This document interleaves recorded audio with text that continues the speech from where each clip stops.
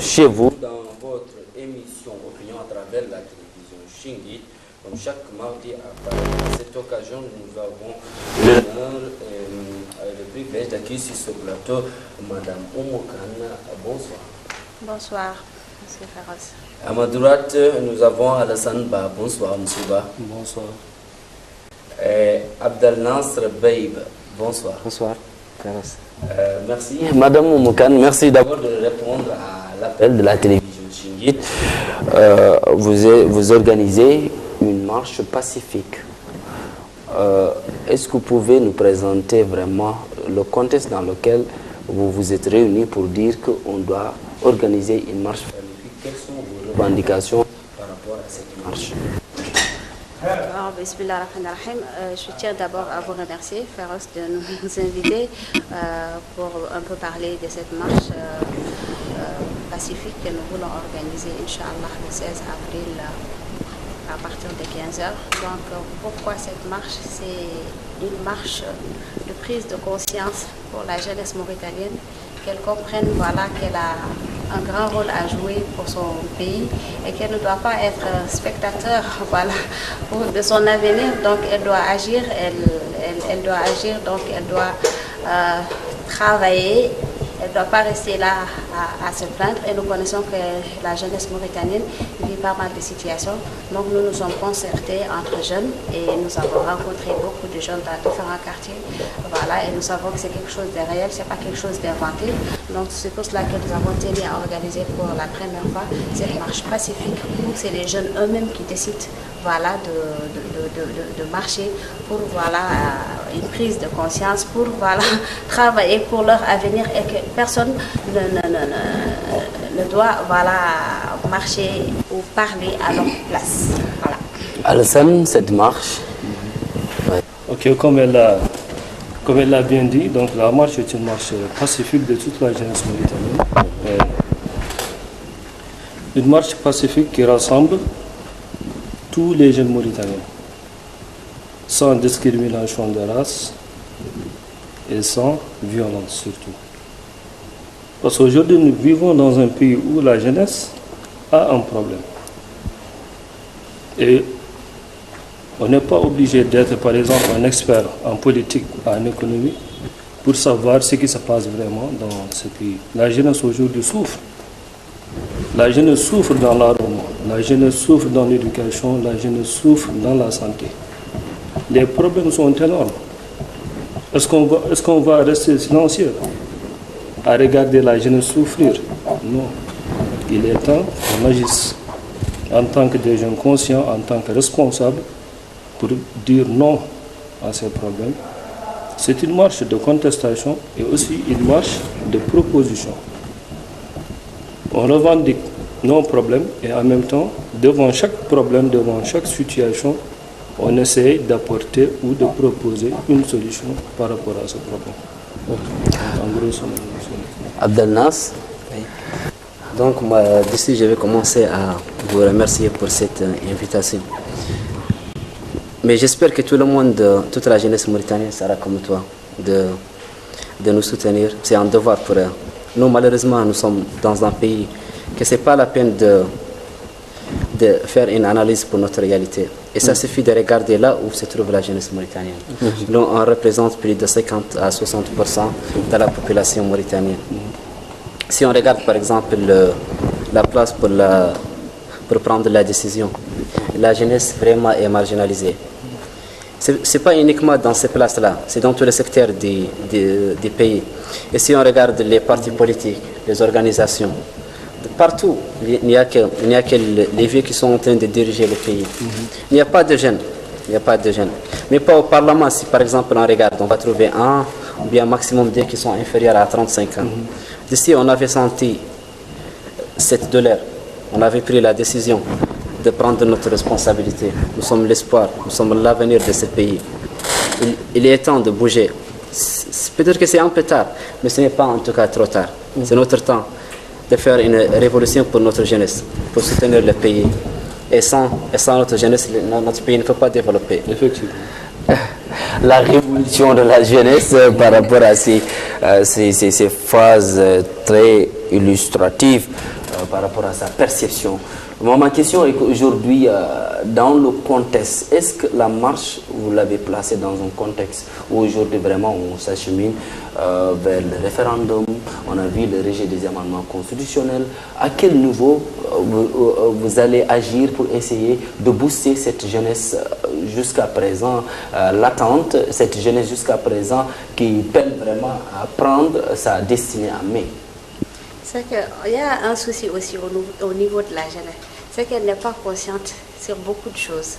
Donc il est temps qu'elle soit consciente sur beaucoup de choses. Parce qu'on voit souvent les jeunes parler, ce n'est pas eux qui parlent, c'est d'autres qui leur dictent. On voit des jeunes qui parlent, ce n'est pas eux qui parlent, ils parlent parce qu'ils voient ça. Ils sont téléguidés. Donc nous voulons qu'ils comprennent qu'ils doivent eux-mêmes décider. Ils doivent eux-mêmes suivre leurs idées. Il ne faut pas qu'on les influence. On peut prendre des conseils, mais souvent aussi, il faut avoir tes propres idées. Ce n'est pas parce que tu es jeune, tu te laisses téléguider. Or que non, il y a des jeunes qui sont responsables. Les jeunes sont connus souvent comme des personnes irresponsables. Mais cette marche, vraiment, c'est pour pouvoir donner une prise de conscience à ces jeunes. Parce que vous pouvez. Vous pouvez, il ne faut pas vous laisser téléguider. Vous devez prendre votre avenir en main. Donc voilà, oui, c'est infime, la jeunesse est infime par rapport à cette marche de contestation, comme vous l'avez dit, revendiquant certaines valeurs légitimes à la jeunesse mauritanienne. Mais aujourd'hui, quelle est votre position? J'ai entendu Abdel Nasser dire que les vieux ont pris nos places. Est-ce que ce n'est pas parce qu'aujourd'hui, vous n'êtes pas assez préparé pour prendre la relève? Je pense que le problème, ce n'est pas un problème de préparation, parce que la jeunesse, je pense que toute la jeunesse, bien sûr, n'est pas préparée à faire face à ce problème.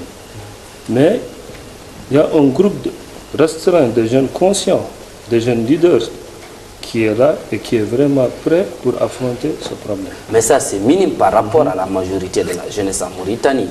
Raison pour laquelle, depuis que nous avons décidé de faire cette marche, nous faisons des campagnes de sensibilisation un peu partout en Nouakchott. Un peu partout. Hier, on était à la Sokojimka. Mais on a expliqué aux jeunes de pourquoi on marche, quelles sont les causes et tout. Mais les jeunes étaient vraiment... Tu sens vraiment que les jeunes étaient libérés. Ils s'attendaient vraiment à ça. Ils étaient libérés, ils étaient très convaincus. Donc, bien sûr, toute la jeunesse n'est pas préparée. D'ailleurs, c'est l'une de nos combats, c'est l'une de nos combats majeurs. Non seulement on sensibilise les jeunes, et en même temps aussi on fait face à l'État. Vous avez sorti un communiqué. Dans ce communiqué, vous parlez de sursaut national, soucieuse du développement, vous parlez d'unité du pays, égalité entre les citoyens, vous parlez d'union fait la force, et ce n'est pas des slogans. Concrètement, comment vous allez établir ce link par rapport à ces jeunes, comme Oumou a dit, qui ne sont pas prêts vraiment à prendre leur destin en main? Oui. Par rapport à tout ce que vous avez dit, c'est une réalité qui est là. Mais cette réalité, comment vous comptez agir pour essayer d'injecter à ces jeunes ce sursaut patriotique, pour essayer de dire que nous devons refuser aujourd'hui d'être téléguidés, nous devons refuser aujourd'hui d'être bernés, nous devons prendre notre destin en main? Je vous réponds. Okay. Ce sont ces raisons pour lesquelles nous organisons cette marche. Voilà les raisons qui nous poussent à organiser cette marche. Voilà, pour que les jeunes puissent s'orienter et qu'ils puissent comprendre. Nous allons travailler sur ces questions que vous avez posées. Mais cette marche, c'est un point de départ par rapport à ce que vous venez d'énumérer. Aujourd'hui, la jeunesse a compris. La jeunesse a compris vraiment quels sont les signaux qui montrent qu'aujourd'hui, par rapport à vos sensibilisations, que la jeunesse a compris, alors que c'est le 16, le rendez-vous. Est-ce que la jeunesse a réellement compris? Quels sont les signaux qui montrent aujourd'hui vraiment que toute cette jeunesse mauritanienne est prête vraiment à descendre dans la rue? Ok, c'est comme ce que j'avais dit. Par exemple, aujourd'hui, on n'a pas besoin d'être un expert en politique ou en économie pour comprendre ce qui se passe. La jeunesse a compris. Pourquoi? Parce qu'aujourd'hui, la jeunesse n'a pas sa place dans ce pays, la jeunesse n'est pas considérée. Elle a compris que ces personnes, ou bien ces politiciens qui disent représenter la jeunesse au niveau du Sénat ou de l'Assemblée générale, n'ont pas rempli leur devoir comme il faut par rapport aux revendications de la jeunesse. Donc la jeunesse, en quelque part, se sent un peu trahie par ces personnes. Est-ce que ce n'est pas la jeunesse qui s'est trahie elle-même? Non, je pense pas. Donc moi, je vais un peu augmenter quelques points. C'est que la marche est apolitique. Donc, et pour regarder en réalité le niveau du développement d'un pays, il est suffisant de regarder le pourcentage de la représentation de la jeunesse. Si on regarde par exemple les États-Unis, l'Allemagne, la France, on regarde qu'au niveau du gouvernement, au niveau de l'Assemblée, etc., même la société civile, il y a la jeunesse qui est en tête. Donc dans notre pays, malheureusement, il suffit de regarder la réalité pour savoir où se trouve exactement la jeunesse. Ici, on avait pris la décision. On sait que la guerre est longue. On a besoin de supporter. On ne va pas arracher nos droits demain ou bien le lendemain. Je tiens à préciser encore qu'on n'est pas dans une guerre contre quelqu'un.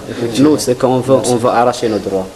Et c'est pas uniquement la marche ne concerne pas seulement la jeunesse mauritanienne. Nous, ce qu'on veut, c'est qu'elle soit une marche pour la justice, pour l'égalité, pour que là où se trouvent tous les citoyens sont égaux. Et ça on l'avait précisé dans le communiqué. Et je crois que les jours prochains, les points seront en tout cas plus clairs. Et selon la sensibilisation, on avait constaté que la jeunesse vraiment est prête à bouger. Ce qu'il manquait, c'est quelqu'un pour lancer la première pierre. Mais j'espère qu'il y aura un changement très tôt, en tout cas. Un changement, ce qu'on souhaite, car le changement d'un pays dépendra de sa jeunesse aussi. Mais aujourd'hui, concrètement, vous avez parlé, à chaque fois qu'on entend politique, on l'oriente dans le mauvais sens. Mais aujourd'hui, comment vous comptez agir et des décideurs si vous n'allez pas vous impliquer politiquement? C'est un mot qui fait peur. C'est un constat. Le mot politique, c'est un constat, c'est un mot qui fait peur. Pourquoi ça fait peur à la jeunesse? Parce que ceux qui monopolisent, ceux qui font la politique ne l'ont pas bien fait. Donc du coup, la jeunesse, quand tu parles de la politique, tout le monde a peur de la politique. Mais changer la vapeur, essayer de changer en leur disant la politique, c'est un processus normal pour un développement. Ça doit se faire au niveau des jeunes même qui doivent le décider, mais pas les autres qui les influencent. Parce qu'on a souvent tendance à coiffer, à dire oui que nous sommes là pour les jeunes, nous représentons les jeunes, voilà, nous créons des choses pour les jeunes. Mais le plus souvent, même si on prend des jeunes pour représenter des jeunes, c'est des jeunes qui sont là, voilà, pour un truc personnel. Nous n'avons rien vu de concret qu'ils ont pu réaliser. Vous comprenez, j'ai travaillé dans plusieurs activités, on parlait voilà, de la jeunesse entre autres, mais je ne suis pas convaincue. Je ne suis pas convaincue. La façon dont ils font les choses, ce n'est pas ce dont moi je m'attendais. Donc voilà, il y a cette réalité aussi. Je vais me reformuler. Allez-y. Comment comptez-vous agir sans passer par la politique? Ok. Moi, je veux juste préciser une chose. Dans notre démarche, dans notre combat, on n'a pas dit ou bien signalé qu'on ne va pas passer par la politique. On ne l'a pas dit. Le suivi, la suite de notre combat dépendra exactement de l'impact de la marche. Et si la politique est un issue pour arriver ou atteindre à nos objectifs, on va la saisir. Mais on va la saisir différemment. Pas une politique politicienne, mais une politique qui va vraiment changer les choses. Je pense que c'est clair par rapport à l'orientation. Pour montrer déjà présent qu'après cette marche, il y a un suivi. Il y a aussi un groupe de cadres de réflexion qui sont là jour et nuit pour essayer vraiment de booster. Donc c'est quelque chose qui est très préparé par les jeunes et pour les jeunes. Mais le constat qu'on voit aujourd'hui, on voit des personnes qui sont très âgés, qui prennent vraiment les revendications des jeunes. On le voit dans la société civile, dans les partis politiques. Donc, mais il y a des personnes qui disent aujourd'hui les jeunes, c'est eux qui ont laissé vraiment cette place-là à ces vieux Abdel Nasser. Oui, ça se passe, ça se passe. Mais moi ce que je veux confirmer, c'est qu'il y a une jeunesse qui est prête à servir son pays. Mais peut-être que c'est à cause de la marginalisation. D'autres personnes ou bien d'autres jeunes ont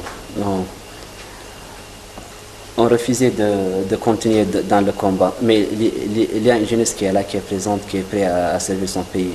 Parce qu'en ce qui concerne la politique, malheureusement, nous sommes dans un pays où on sait que la politique est partout, malheureusement. Même dans la religion, on voit les gens qui sont en train de mélanger entre la politique et la religion.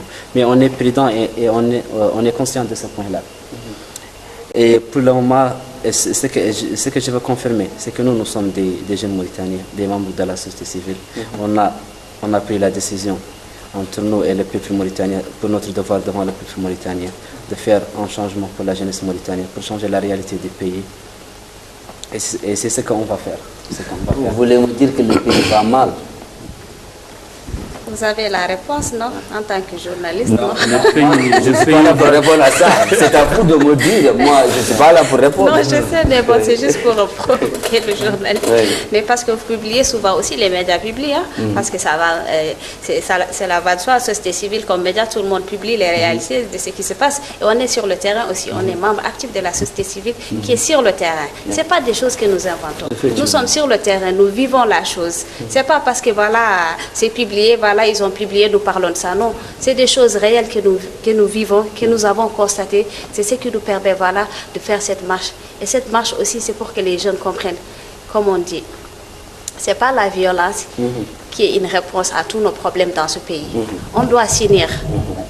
Toute la jeunesse mauritanienne doit s'unir pour construire une Mauritanie arc-en-ciel. C'est ça que nous voulons à travers cette marche aussi. C'est quelque chose qui est très important. Et on sait ce qui se passe. On connaît, nous n'inventons pas les choses. Quand vous voyez au milieu scolaire, beaucoup de jeunes qui n'ont pas accès au recensement, qui ont des difficultés pour faire le baccalauréat, des parents qui viennent nous voir, aidez-nous, qui viennent voir nos ONG, aidez-nous, on veut se recenser, mais on n'arrive pas souvent, ils vont dans des dans ces postes pour essayer de régler, mais ils sont marginalisés, la façon dont on se comporte envers eux. Tu vois, l'enfant qui est là en train de pleurer parce qu'il n'arrive pas à faire l'entrée en 6e, il n'arrive pas à faire son brevet. Donc vous voyez comment on peut accepter ces choses-là, or que c'est l'avenir de ce pays. Le pays va très mal. Je vais rajouter un peu par rapport à ce qu'il a dit. Par exemple, prenons un exemple. Le pays va très mal. Pourquoi? On ne peut pas, par exemple, accepter le fait que je suis un jeune Mauritanien et mes parents investissent sur moi, par exemple à l'étranger. Que je fasse, par exemple, 7 ans à l'université ou bien dans un institut, public ou privé. Et quand je reviens dans mon propre pays, j'arrive pas à trouver un stage. Ça, c'est un problème. Je gonfle le rang des chômeurs. Je gonfle le rang. Ça, c'est un problème. Ça, c'est un problème. Oui. Trouver un boulot, ça n'en parlons pas. Mais un stage, ça, c'est un problème. Oui. Donc, l'organisation... mais le président vous a donné pour son deuxième mandat, dire que je le dédie à la jeunesse. Et l'instauration du Haut Conseil de la jeunesse. Ça aussi, c'est une ouverture. Comment vous vous positionnez par rapport au Conseil de la jeunesse? Voilà, le Haut Conseil de la jeunesse, nous attendons beaucoup d'eux. Mais nous n'avons pas encore vu en engouement quelque chose de réel qu'ils font pour les jeunes. Moi, j'ai travaillé sur le rapport du Haut Conseil de la jeunesse. Moi-même, Souleymane Kane, je ne le cache pas. J'ai même été invité sur Sahel TV pour Vous êtes membre du Haut Conseil? Je ne suis pas membre, mais j'ai travaillé sur le rapport du Haut Conseil de la jeunesse. On a fait appel à moi. Je suis une femme engagée sur le terrain. On a fait appel à moi. Ça représente les jeunes. Donc, tout ce qui concerne la jeunesse, je m'implique souvent pour dire mon mot. Donc, si je vois que les choses ne sont pas appliquées, ou je ne sais pas pourquoi c'est la traîne, voilà. Et surtout, les personnes que nous avons mis là-bas, est-ce qu'ils sont là pour les jeunes? Est-ce qu'ils sont là réellement pour les jeunes? Parce que ils ont été mis par qui? Voilà, c'est un décret, c'est le président. C'est le décret. Mais on attend concrètement des choses réelles, des choses concrètes. On attend. Qu'est-ce qui retarde? Voilà, moi j'ai travaillé sur le rapport du Haut Conseil de la jeunesse. Je sais très bien ce qui a été mentionné dedans. Mais on ne voit pas encore. On ne voit pas encore les choses réelles. Ce qu'ils doivent faire, ce qui était énuméré, on ne voit pas. Qu'est-ce qui retarde ces choses-là? C'est pas parce qu'on est contre eux, nous sommes contents qu'il y a le Haut Conseil de la jeunesse. Mais qu'est-ce qui les attend, voilà, de s'activer, de travailler? Connaissent-ils les réalités du pays? Vont-ils sur le terrain? S'approchent-ils de ces jeunes-là? Hein? Ils sont là pour eux. Ils doivent être présents, ils doivent accompagner ces jeunes, ils doivent être proches de ces jeunes-là. Tu ne peux pas dire que tu travailles, tu représentes au Conseil de la jeunesse, tu ne quittes pas là où tu es, tu restes dans ton zone de confort, tu ne pars pas au 5e, tu ne pars pas à Mellah, tu ne sais pas ce que ces jeunes vivent. Hein? C'est ça le rôle du Haut Conseil de la jeunesse. Ils doivent jouer pleinement, voilà, ce rôle. Et voilà, les jeunes restent à leur fin. Au Conseil de la jeunesse, quelle est votre perception? Bon, par exemple, la question que je me pose, c'est, je ne parle pas de la structure même, mais par exemple le choix de ces membres. Comment ces membres ont été choisis? Et ont été choisis par qui? Ça, c'est une interrogation. Parce que par exemple, aujourd'hui, quand vous prenez 10 jeunes Mauritaniens, il y a 8 ou 7 qui ne savent pas exactement ce que le Haut Conseil. Et ça, c'est un problème.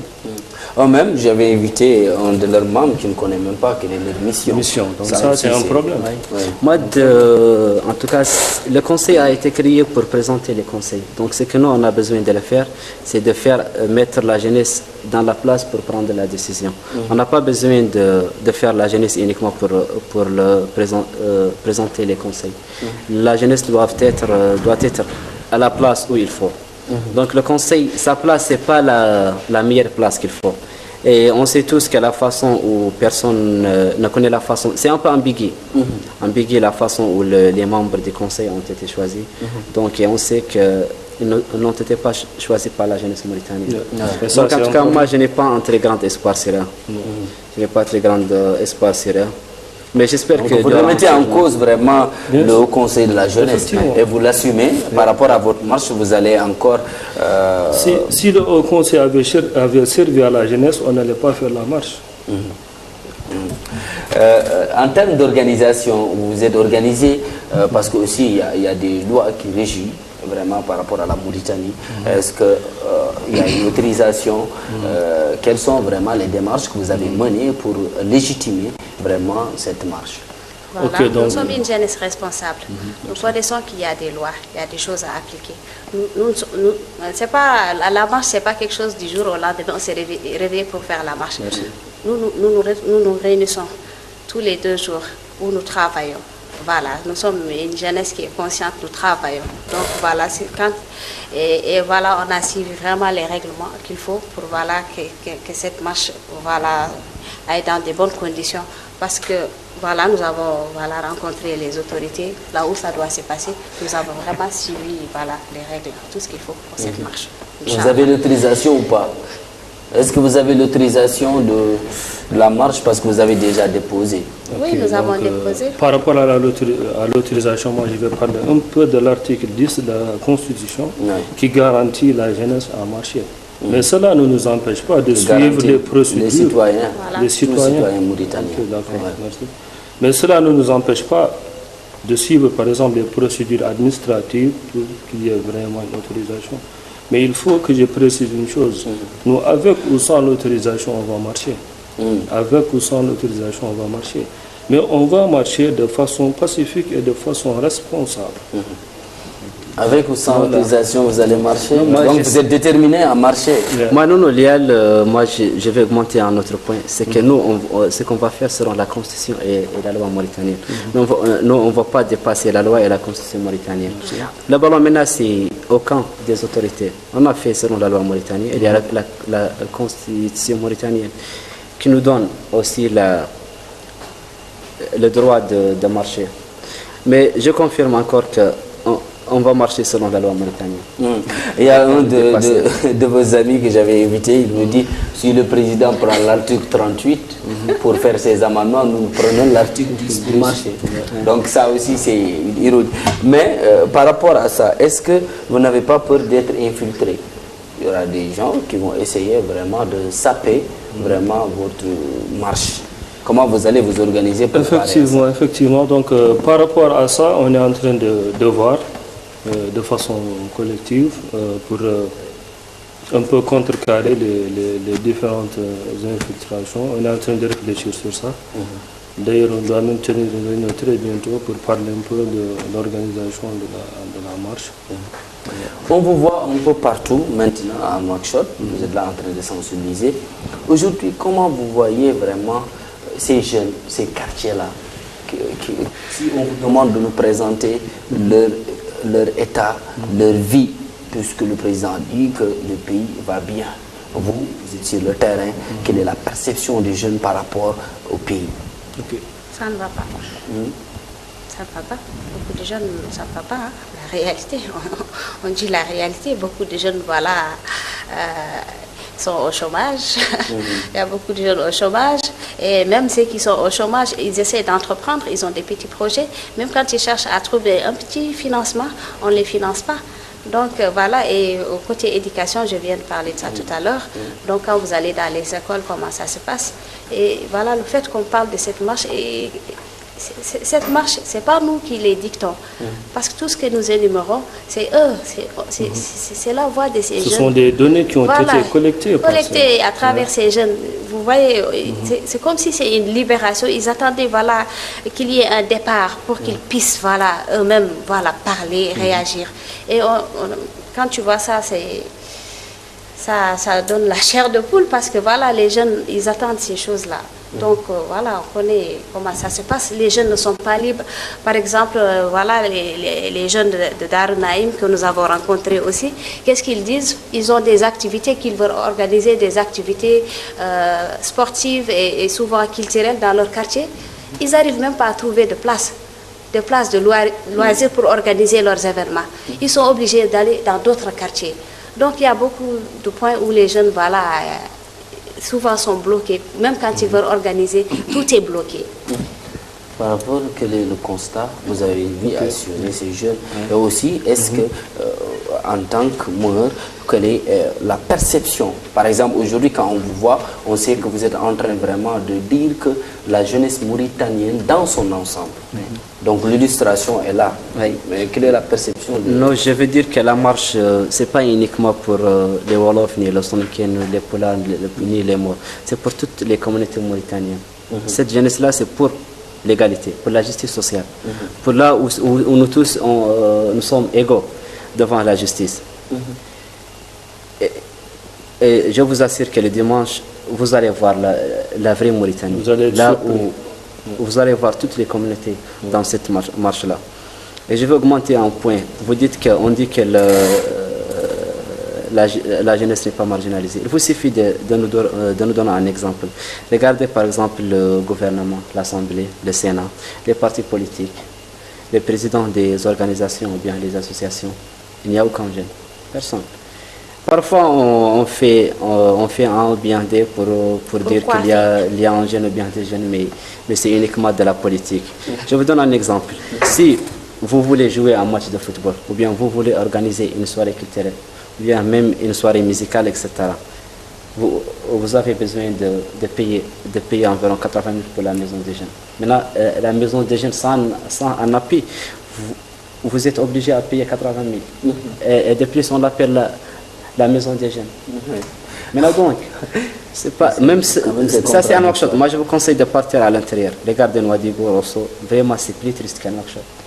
Il y a dans certaines villes, il n'y a même pas de maisons de jeunes, il n'y a même pas de terrain de football. Donc vous êtes obligé à, je ne sais pas qu'est-ce que vous faites.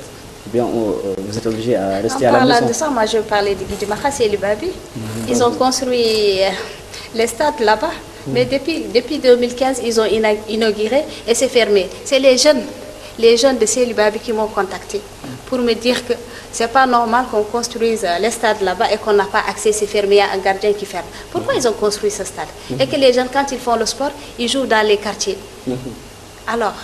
Alors qu'il y a les infrastructures qui sont il y a les infrastructures, c'est fait pourquoi? C'est pour fermer ou... Si c'est un workshop comme ça, il faut regarder l'intérieur. L'intérieur. Mais est-ce que vous dans votre démarche... Par rapport à ça, je voulais juste, si vous le permettez, rajouter un peu l'aspect sécuritaire. Par exemple, aujourd'hui, les jeunes de Nouakchott ne se sentent pas en sécurité ici à Nouakchott.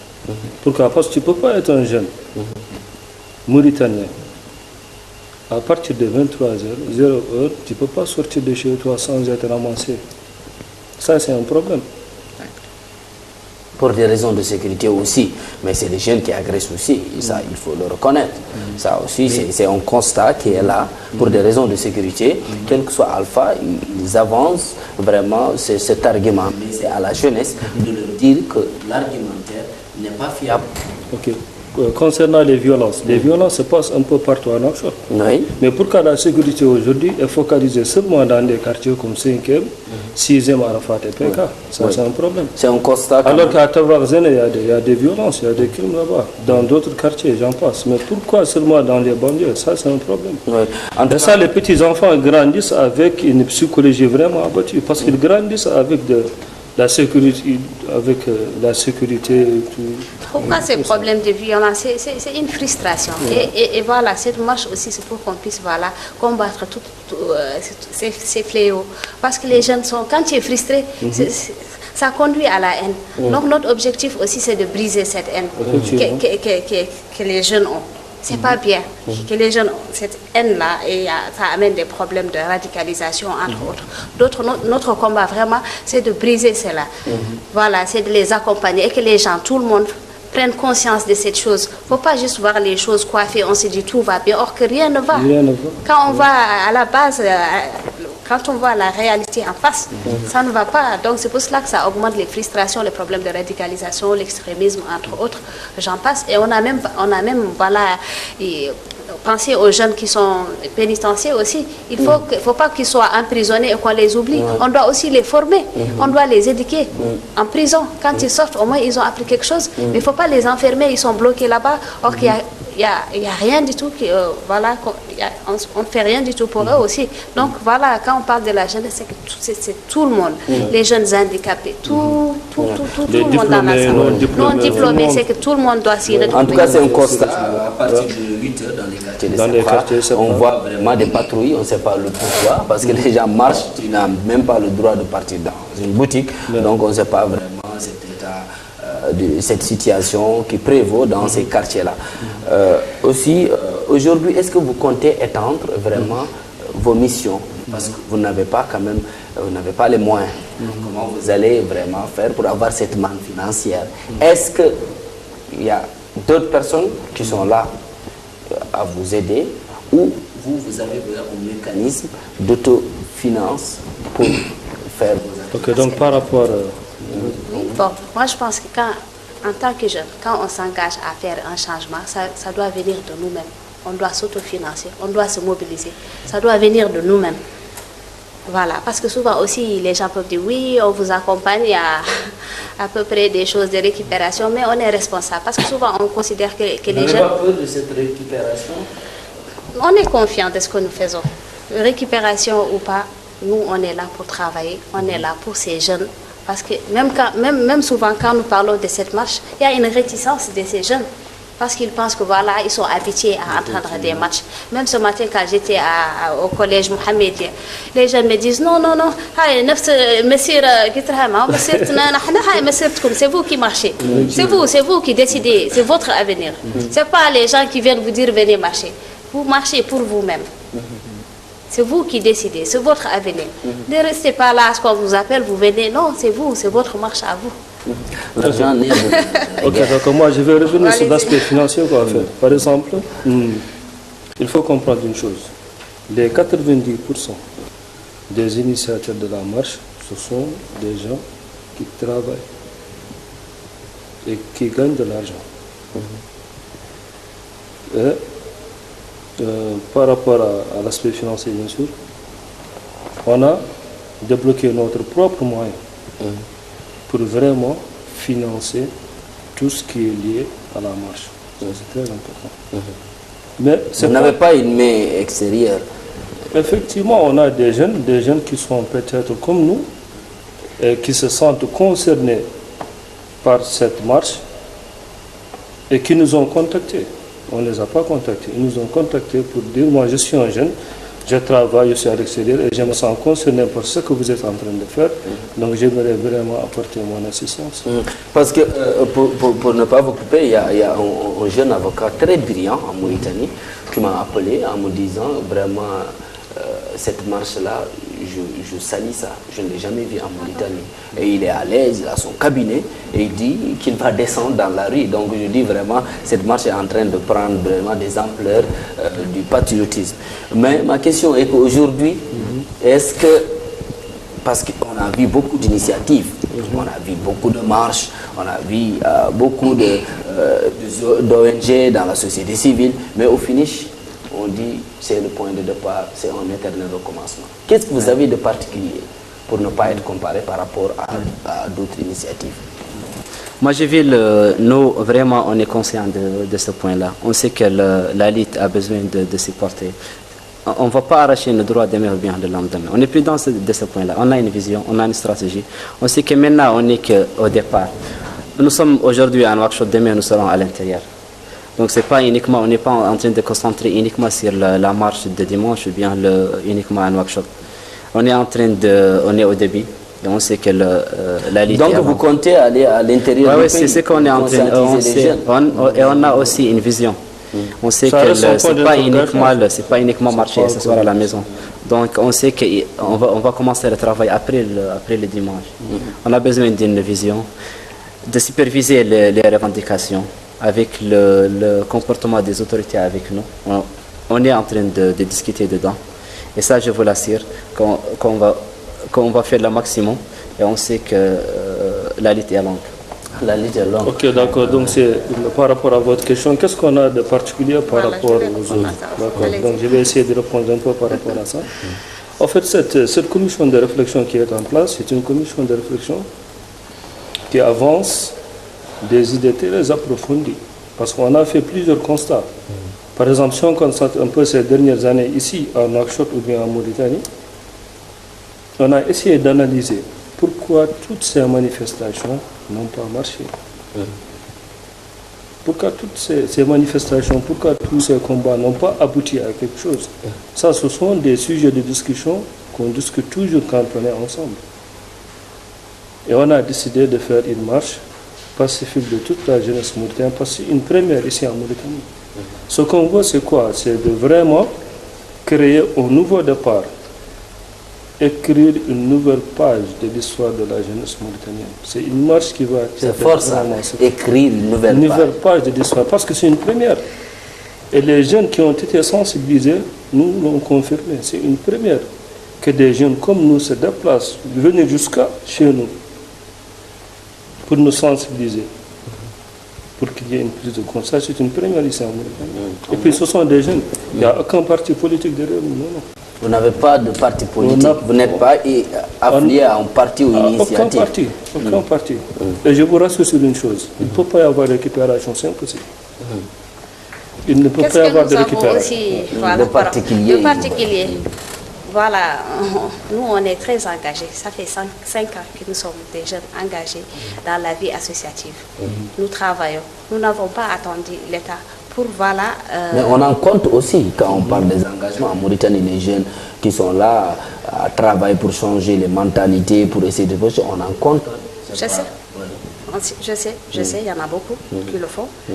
Nous aussi, c'est notre... Je dis, on en compte, par exemple, vous, votre engagement, on le connaît, mais c'est infime par rapport vraiment à la majorité. C'est parce que notre objectif, c'est d'amener des jeunes à suivre, à nous accompagner, qu'on soit tous ensemble. Parce que, comme on dit, seul on va vite, mais ensemble on va loin. C'est ça notre objectif, c'est d'avoir encore, c'est d'influencer beaucoup d'autres jeunes leaders. Créer des jeunes leaders, oui, c'est ce qui manque à la Mauritanie. Créer des jeunes leaders. Ça manque à la Mauritanie. L'esprit de leadership manque dans ce pays. C'est ça, c'est dans cette optique. C'est comme par exemple ce que je viens de souligner. Par exemple, nous, quand tu vois les initiateurs de cette marche, la majorité, ce sont des jeunes qui travaillent. On pouvait rester chez nous. C'est important pour le pays qu'il y ait des leaderships, des jeunes leaders, des jeunes sur lesquels peuvent influencer d'autres. Parce que c'est important. C'est ce qui nous manque ici. Il y en a des jeunes leaders, mais c'est important que ces jeunes leaders soient soudés. Crée beaucoup de jeunes leaders. Beaucoup d'autres jeunes leaders, parce qu'ils peuvent être des leaders au niveau de leur quartier, dans leur village. C'est ça l'objectif fixé. Nous avons mené ce combat. C'est encore inspirer encore d'autres. Nous voyons que c'est insuffisant, d'où cette marche. C'est pousser les jeunes à réfléchir à avoir une prise de conscience, à changer des mentalités. On comprend en Mauritanie, en termes d'expertise, c'est des experts, en termes de documents, ils ont tout, ils écrivent bien les projets, mais au finish, on ne voit rien. Exactement. Donc c'est pourquoi je vous pose quelle est votre particularité. Heureusement, je reviens. Les revendications, vous donnez ça au ministère de tutelle, vous donnez ça à qui pour vos revendications? Est-ce que la marche, vous vous arrêtez juste au point de départ, vous marchez vers où? C'est pour l'État et son gouvernement. Vous donnez ça à qui? Est-ce que vous allez donner ça au président de la République? Et son gouvernement. Et son gouvernement. Oui. Ouais. Comment vous comptez organiser? Vous allez marcher jusqu'au palais présidentiel? C'est ça l'objectif. Inch'Allah. Est-ce que vous n'avez pas peur des répressions de la police? Tout ça? Comment vous allez parer à ça? Est-ce que vous êtes prêt vraiment à encaisser les gaz lacrymogènes? Cette marche n'est pas une marche destructive. C'est une marche qui construit, une marche vraiment pour l'union de la Mauritanie. C'est une marche pour un avenir meilleur de la Mauritanie. Donc s'il y a une répression, je trouverais que c'est la démarche. Parce qu'on est là pour construire, on n'est pas là venu pour détruire, au contraire. Donc, nous sommes là pour construire. Vous appelez la police à vous accompagner, comme je le dis, responsable, comme vous l'avez dit. Voilà, parce que nous sommes des jeunes responsables. Nous travaillons, qui ne nous connaît pas ici. Nous ne cherchons pas à détruire. Au contraire, nous cherchons à construire l'avenir de ce pays. Donc si on ne nous accompagne pas, je trouve cela vraiment. Et dans toutes nos séances de sensibilisation, on appelle aux jeunes de venir manifester, mais sans violence. Sans violence. Construire. Comment vous allez faire pour qu'on sache que c'est la Mauritanie dans tout son ensemble? Mais on est en train de faire la communication. Pourquoi on est là à la cette télé? communication ne suffit pas. Est-ce qu'aujourd'hui vous allez porter des t-shirts noirs ou blancs, ou bien quelle est la couleur auquel vous aspirez pour montrer que c'est la Mauritanie dans son ensemble? Je laisse la cérémonie. Non, moi je vous invite de venir le dimanche. J'invite tout le monde, pas uniquement la jeunesse mauritanienne. Vous allez voir une surprise le dimanche. Pour la première fois. En tout cas, je souhaite être surpris par rapport à la mobilisation. Moi je te donne une image, que tous les membres de la commission de réflexion, c'est pas uniquement les membres de la commission, ce sont des activistes, des membres de la société civile depuis plusieurs années. Nous on se connaît entre nous et tout le monde nous connaît. On connaît Oumo, Alassane, Khali, moi, donc etc. Donc nous sommes des activistes, nous sommes engagés depuis plusieurs années et c'est pas, nous sommes des gens connus. Bon, c'est pas la répression qui va. Non, pas du tout, pas du tout. Okay, moi, je vais le recommencer. C'est que nous, on va prendre on va passer par la loi, la Constitution. On ne va pas les dépasser. On va pas les dépasser. On espère que les autorités seront avec nous. On appelle aux jeunes de venir habillés en noir et blanc. Donc ces deux couleurs ne sont pas choisies par hasard. Pourquoi noir et blanc? Parce que ça reflète la Mauritanie. Merci. Les deux races qui sont ici en Mauritanie. Ce sont des races qui sont inséparables. Les blancs et les noirs sont appelés à vivre ensemble. Nous sommes laïcs. Qu'on le veuille ou non, on est appelés à vivre ensemble. Quels que soient les problèmes, on est condamné à vivre ensemble. Il y a des morts qui vivent les mêmes problèmes que les Halplar, que les Souniques et autres. Donc c'est un problème que touche tout le monde. Je pars avec une grande amie Oumoul Mouminin. Quand je pars chez elle, moi j'ai à Toujinine. Donc voilà, tu vis les réalités là-bas. Vous êtes en train vraiment de briser cette peur pour dire que la jeunesse doit se prendre. Nous sommes presque au thème de l'émission, on va faire un tour de table pour essayer de se dire bye bye. Je vais commencer par Alassane Ba. Donc j'appelle toute la jeunesse mauritanienne à venir assister, à marcher le 16 avril à 15h au Carrefour BMD. Mais c'est une marche qui sera une marche pacifique. C'est clair. Si un jeune a l'intention de venir avec une pierre pour lancer à l'autorité, qui reste chez lui. Et si un jeune a l'intention de venir pour insulter la police ou semer la pagaille, qui reste chez lui. C'est une marche responsable, une marche pacifique et pas de violence. Merci. Moi aussi, je vais faire le même appel. J'invite tout le monde, pas uniquement la jeunesse mauritanienne, tous les gens qui veulent le développement de ce pays, pour avoir une Mauritanie d'égalité, de la justice sociale. Serez avec nous le dimanche à 15h au Carrefour BMD. Venez porter les t-shirts en noir et blanc. Et on vous assure qu'il est temps de changer, de faire un changement pour la jeunesse mauritanienne. Et le temps du changement au monde. Voilà, moi j'appelle voilà, ces jeunes qui attendaient ce moment. Voilà, c'est là, c'est le 16 avril. Donc sortez, il ne faut pas rester dans vos ordinateurs à la maison à parler. C'est maintenant qu'il faut voilà, revendiquer vos droits. Donc c'est le 16 avril, c'est pour vous. C'est vous, vous marchez pour vous-même. L'histoire voilà. retiendra. L'histoire retiendra. Le 16 avril. Merci beaucoup, Alassane. Merci à toi. Abdel Nasser, merci. Merci à toi. Et Merci on vous pour attend en tout cas le l'invitation. dimanche. On t'invite le dimanche. Merci. Merci, Feroz. Dans une opacité relative, chaque jeunesse a sa mission à découvrir, soit l'accomplir ou la trahir. On se dit bye bye à la prochaine avec d'autres invités à travers la télévision Shingit. Nous vous disons merci aux techniciens, merci de répondre à notre appel. Merci, à la prochaine avec d'autres invités. Bye bye. Merci beaucoup.